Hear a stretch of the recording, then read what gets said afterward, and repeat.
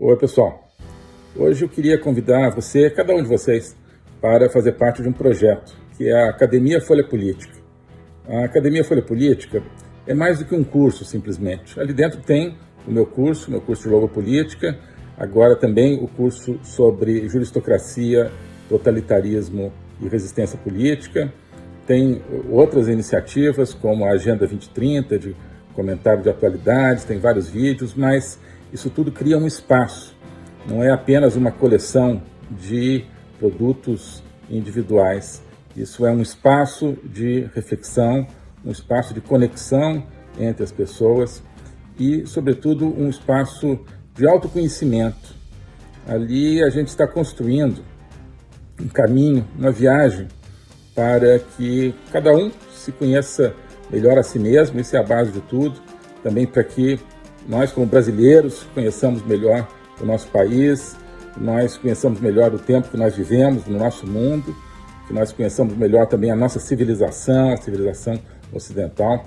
Isso tudo cria uma atmosfera de conhecimento. E o conhecimento é que conduz à liberdade, que conduz à libertação. Então, esse é o convite que eu queria fazer. Conhecer todo esse ambiente de uma construção conjunta. Passando a ser membro da Academia Folha Política, você não está adquirindo, portanto, um produto pronto, definido e acabado, como um curso definitivo. Não. É um processo do qual você vai participar, um processo no qual você vai criar o seu próprio conhecimento. Tá bom? Então aqui tem a descrição, tem o link para ingressar na academia, tem a opção anual, a opção mensal, e eu tenho certeza que quem entrar vai se entusiasmar com esse projeto, vai se entusiasmar com essa construção, tá bom? Abraço. E eu achei interessante esse aqui, que é do próprio professor esse Fábio, e que é, então, um artigo, né, chamado Lei e Iliberalismo, né, falta de liberalismo, uma revisão sociolegal e um roteiro de pesquisa. Então, ele diz, e aí se você vai ler o resumo, né, você fala assim, pô, legal, vai falar do Lula, né, vai falar do STF. Então, assim, num retrocesso democrático, ameaças à democracia não mais provém de rupturas abruptas e radicais promovidas por aqueles que estão perto, mas fora do poder. Elas provêm, né, daqueles que ganham eleições e que, enquanto no cargo, sistematicamente minam a responsabilidade das instituições, os direitos das minorias. Então, estamos apontando aqui para algo que parece com a situação atual do Brasil, mas quando você vai ver todo o arcabouço desse texto, de todo o trabalho deles, para justificar, né, justamente isso aqui, autoridades que estão no poder e não fora do poder e que estão destruindo a democracia de dentro. Quem não veja isso, quem se diga acadêmico e não veja o que está acontecendo hoje no Brasil, nem que seja parcialmente, me parece que está um pouco fora do que deveria ser um espírito acadêmico. Mas isso aqui faz parte, né, de todo um esquema, na verdade, mundial, né, de preparação de terreno para a erosão das democracias por dentro, né. Isso aqui tem a ver com um livro que a gente mencionou recentemente, numa live aqui, não me lembro exatamente qual, que é Como as Democracias Morrem, eu acho que foi 2 domingos atrás, no Código-Fonte, de Levitsky e... esqueci o nome do outro autor. Mas, justamente, a gente lia trechos lá e falou, olha, o judiciário, em certos lugares, é aparelhado e acaba, né, destruindo a democracia, coisa assim. Fala, pô, justamente, mas não. Aí, quando você vê para onde eles estão apontando, essas são as balas que eles carregam, né, na arma. Balas de verdade, né, balas verdadeiras. coisa que realmente que acontece, né? Mas que negócio, pô, ele vai atirar ali em direção ao, vamos dizer assim, balas não letais, né? Para complicar a metáfora. Mas ele vai atirar no quem realmente está destruindo a democracia, mas é como se alguém está ali, não, estou aqui, manipulação do judiciário, foi eleito, mas na verdade está destruindo a democracia, manipulou eleições, vai botando aquelas balas aqui no rifle, né? Então, pô, vai atirar em quem precisa. Não, quando ele vê, se volta para você, né? Se volta para a direita, claro, né? Para quem tem justamente sofrido e denunciado a perda de liberdade. Então, isso é todo esse esquema que está sendo armado com constitucionalismo, ou seja, a ideia de que Supremas Cortes têm que, para defender a Constituição, tem que ir além ou aquém da Constituição. Existe aí em faculdades de direito, sobretudo, mas não só, espalhadas pelo mundo, né? Existe aí essa criação a preparação de um terreno para a transformação das democracias em totalitarismos de dentro, né? Pela mão de seus judiciários, pela mão de seus corruptariados, pela mão de suas alianças entre judiciários e políticos corruptos, né? Então, o Brasil é uma das grandes presas para esse pessoal, um dos grandes alvos, né? Talvez o maior sejam os próprios Estados Unidos, né?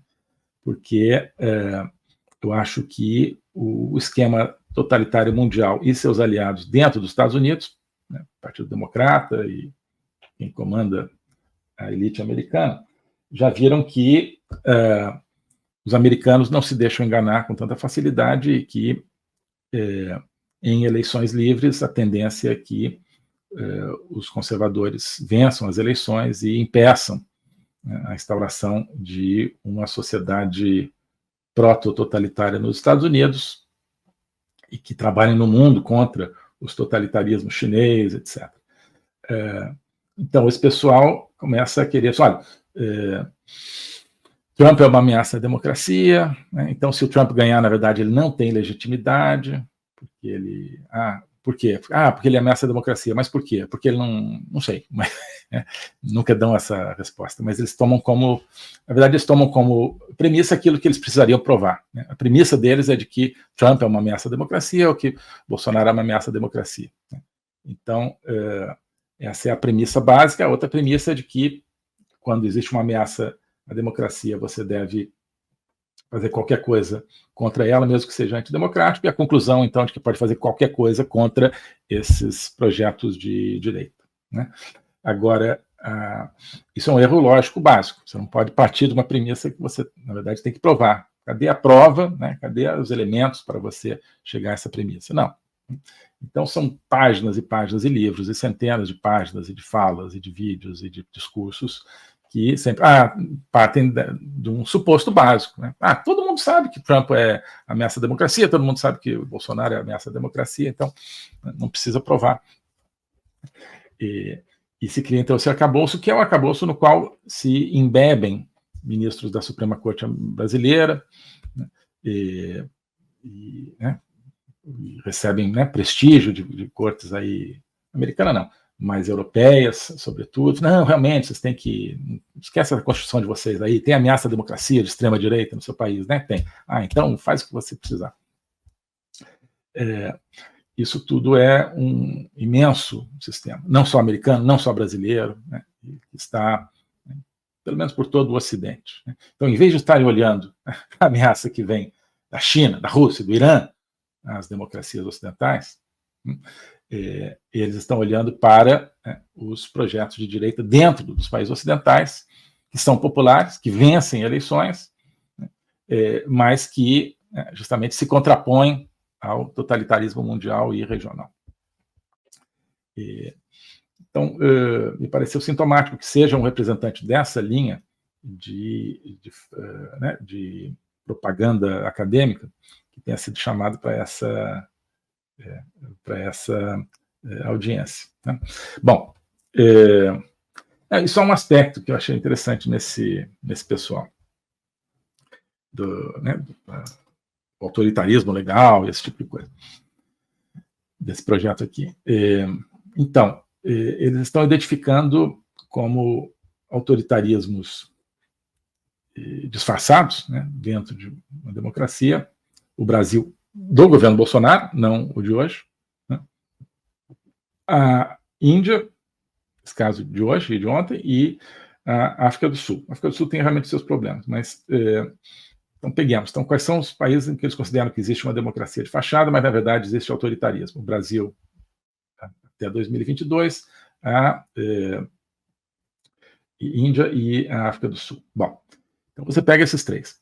Você pega países que eu acho que eles não contestariam que são países autoritários, como a China, a Rússia e o Irã. Né? Você pega dois países que normalmente três países que eles normalmente também considerariam autoritários, que são a Arábia Saudita, Emirados Árabes e Egito. Você pega esses países, eles são o BRICS. Né? São o BRICS. Então, Índia, África do Sul, China, Rússia, Irã, que entrou agora, Arábia Saudita, que entrou agora, Emirados Árabes, que entrou agora, Egito, que entrou agora. Para mim, aliás, fazendo um parênteses, Arábia Saudita, Emirados Árabes e Egito estão numa categoria um pouco diferente. São regimes fechados, mas completamente diferentes de Irã e tal. Enfim. Mas então, são autoritários, certamente eles classificariam como autoritários. Então, para eles, o BRICS é só país autoritário. Só país autoritário. Alguns não disfarçados e outros disfarçados. Né? Menos o Brasil de Lula. Né? O Brasil de Lula então, é um país direitinho, que voltou a ser democrático. Mas então, não é estranho que esse país de Lula, que então, voltou a ser democrático depois de um país autoritário, se coloque como um participante nesse projeto, desse tipo de BRICS, né, e faça disso a sua casa internacional, digamos, que faça desse projeto o seu bloco, né, a sua aliança, né, a sua estrutura internacional.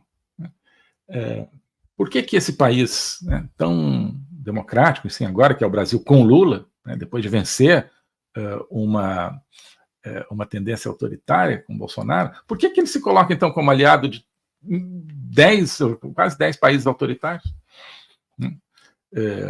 Obviamente que eles não respondem a isso. Né? Não respondem a isso. Qual que seria a explicação normal? É que não é democrático coisa nenhuma aí, que esse Brasil de Lula, ele sim é que está praticando um autoritarismo disfarçado, né? E então está muito confortável, portanto, se aliando com autoritarismos disfarçados ou não de outras grandes potências do mundo. Me parece que é por aí. Bom, e já para encerrando aqui, mais algumas coisinhas. Bom, esse foi o quadro, mais ou menos, de quem falou. Depois tem uma sessão de perguntas e respostas. Eu acho que a Susan Wild, deputada democrata, estava bem preparada para um debate assim, onde ela procura desviar realmente o tema, conseguiu desviar o tema. Mas acho que as intervenções iniciais foram suficientes para lançar no mundo aí uma nova imagem. Sim, em termos de imagem, a Elvira Salazar, uma deputada republicana, enfim, não são só os dois presidentes, né? Apareceram outros deputados, e os democratas que aparecem sempre falando assim, não, o Brasil está muito bem e tal, mas, no entanto, uma deputada republicana, Elvira Salazar, chegou lá dizendo, olha,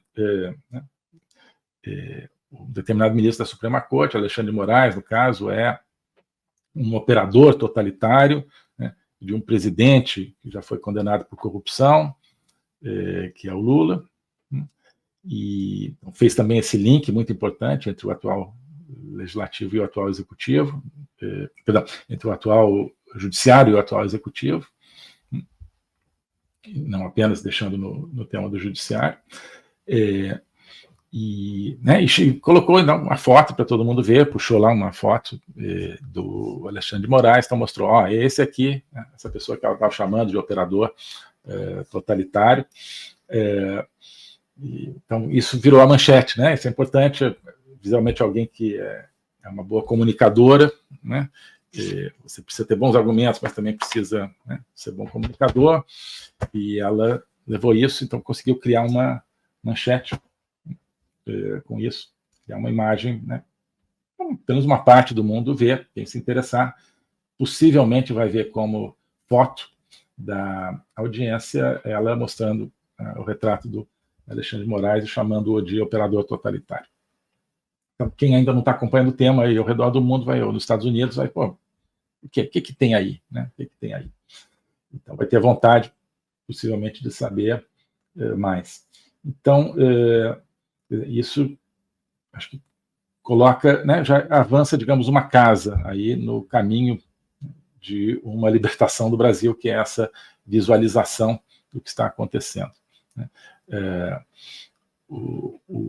A participação desse professor Flávio, ela foi muito insidiosa, ele é articulado, ele, né, constrói os argumentos de uma maneira que parece boa, como os sofistas, né? Os sofistas fazem isso.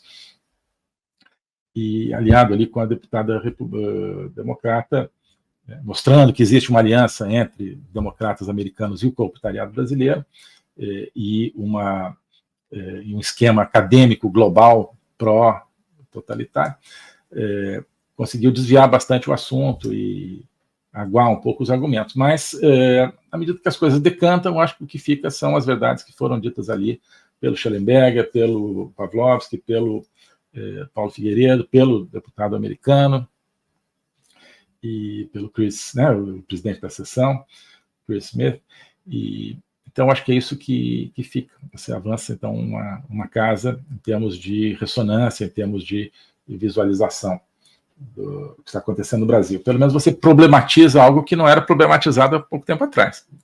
Então a visão de todo mundo era de que, olha, o Brasil, Bolsonaro tentou dar um golpe, foi lá o Lula e salvou a democracia, com o STF. Né?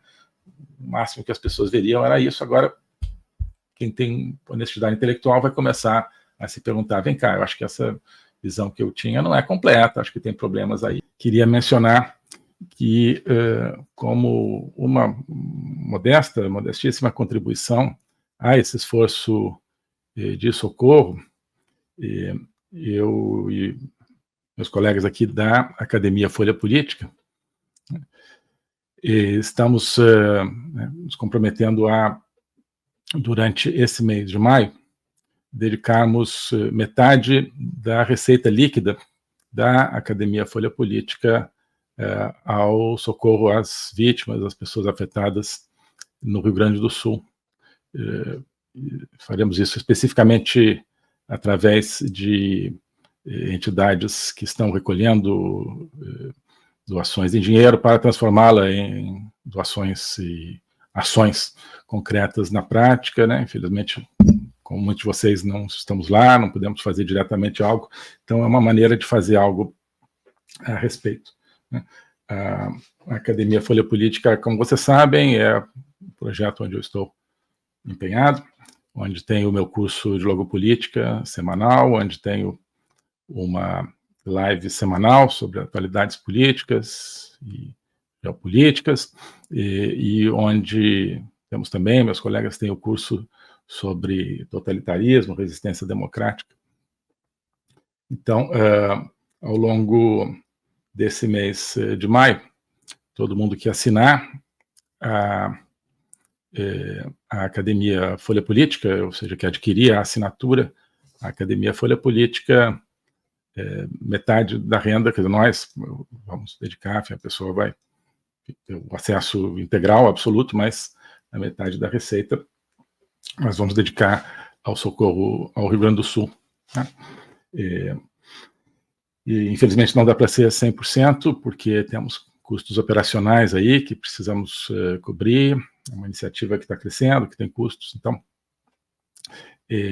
mas é o que nós podemos fazer, né, e tanto diretamente como também como uma maneira de pedir, né, que quem puder se associe a essas ações da maneira que puder, tá? Doações diretas também, enfim, estou apenas introduzindo uma maneira de que a Academia Folha Política faça a sua contribuição, mas quero também sugerir que quem puder faça doações diretas, e estamos colocando aqui na descrição deste vídeo o Pix de algumas entidades que, pelo que eu recolhi aí, a partir de menções de várias pessoas, parecem ser entidades que estão fazendo um ótimo trabalho, mas também quem tiver outras, né, e há dezenas de entidades que estão recolhendo recursos, enfim, acho que, claro, cada um encontrará o seu caminho para essa contribuição, tá?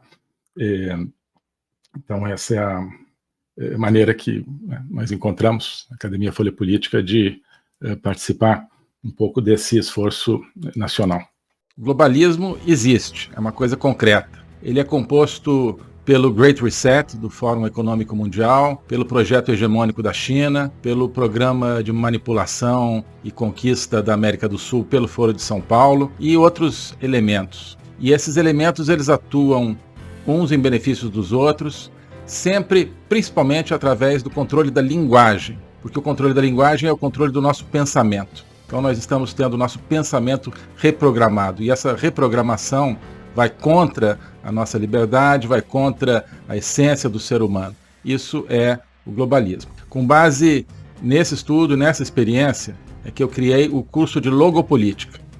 Toda semana eu dou aulas sobre geopolítica, literatura, filosofia, cultura de um modo geral, tudo isso em conjunto formando um espaço de conhecimento que eu denomino a logopolítica, para nós não apenas entendermos a ameaça do globalismo, mas podermos nos contrapor a ela. Se você quiser entrar nesse projeto de conhecer o globalismo e enfrentar o globalismo, clique aqui.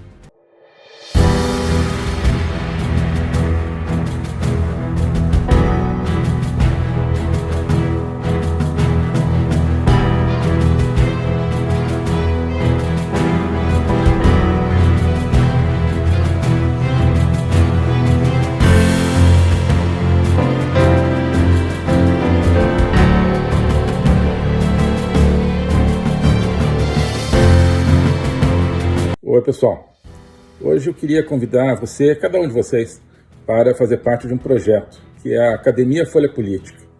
A Academia Folha Política é mais do que um curso, simplesmente. Ali dentro tem o meu curso de Logopolítica, agora também o curso sobre juristocracia, totalitarismo e resistência política.